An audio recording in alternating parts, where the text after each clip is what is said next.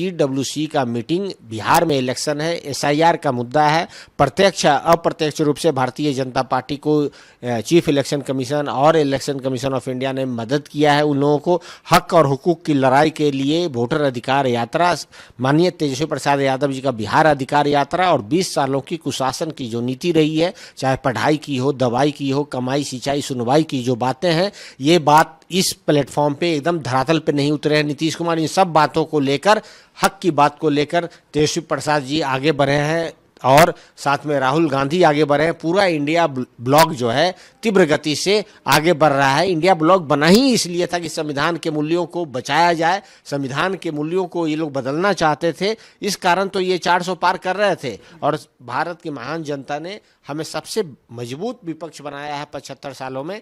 इस कारण मैं कह रहा हूँ कि ये जो मीटिंग है, ये मीटिंग बहुत ही दूरगामी मीटिंग है और इस मीटिंग के सोच के पीछे इंडिया अलायंस की जो सोच है वो है। देखिए, ये देश की जो तासीर है वो गंगा यमुना जो तहजीब है उस तासीर से चलती है। गीता में भी सर्वधर्म संभव का कॉन्सेप्ट है, हमारे संविधान में भी सर्वधर्म संभव का कॉन्सेप्ट है। हमारे देश की तासीर में जो है धर्मनिरपेक्षता है, हम लोग सब मिलकर रहते हैं।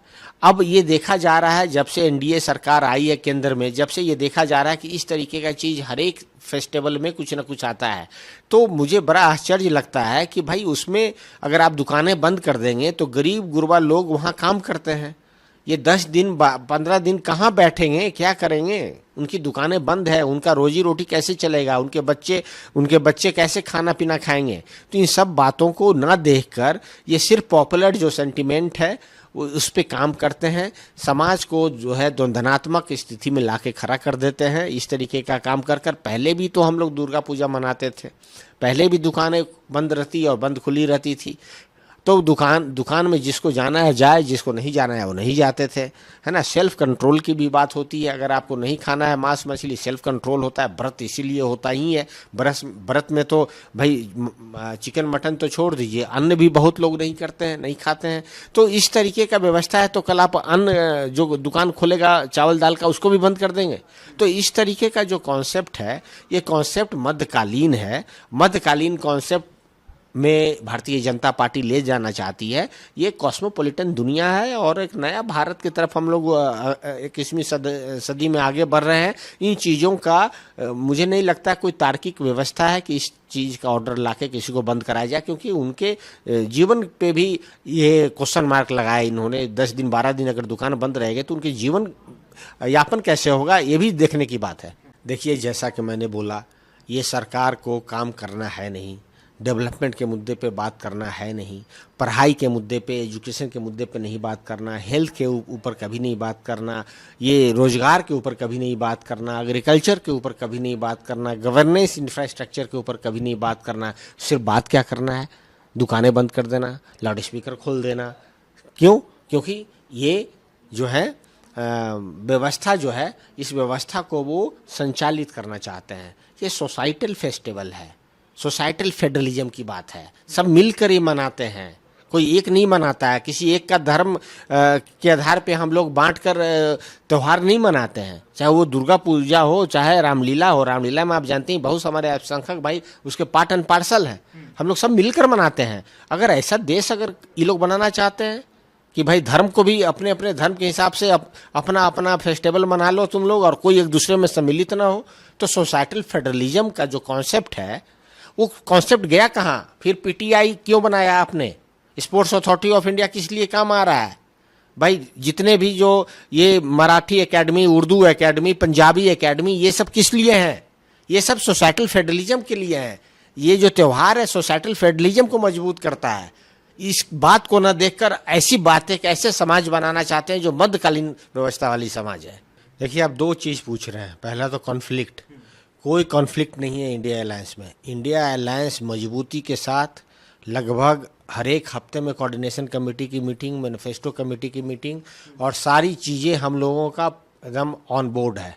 कोई दिक्कत नहीं है, किसी भी तरीके का कोई कॉन्फ्लिक्ट नहीं है। भारतीय जनता पार्टी अपने घर को देखे, जहां पे अभी तक उनका मुख्यमंत्री नीतीश कुमार हैं कि नहीं, अगले बार का चेहरा ये नहीं बता पा रहे हैं।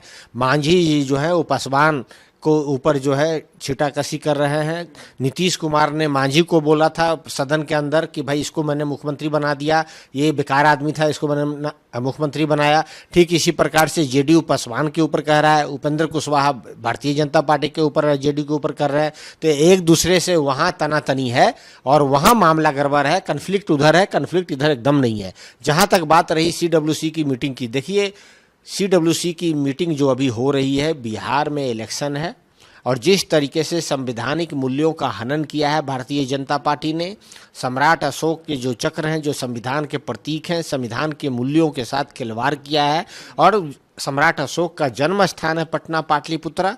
इस कारण भी जो है सीडब्ल्यूसी की मीटिंग और इसके साथ साथ प्रजातंत्र की जननी रही है बिहार। देखिए मांझी जी खुद परेशान है, कितने इनको सीट मिलेंगे। वो है आपस में दबाना चाहते हैं पासवान को, चिराग को, चिराग इनको दबाना चाहता है। नीतीश कुमार चिराग पासवान को दबाना चाहते हैं। चिराग पासवान के साथ जो हुआ नीतीश कुमार ने करवाया उसको चिराग भूल नहीं पा रहे हैं।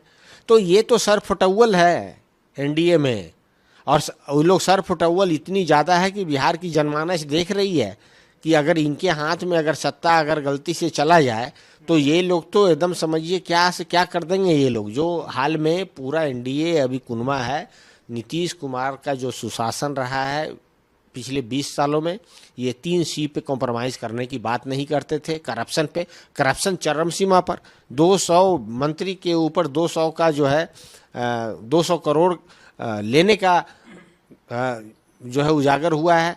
100 करोड़ के आसपास जो है एक इंजीनियर के पास है।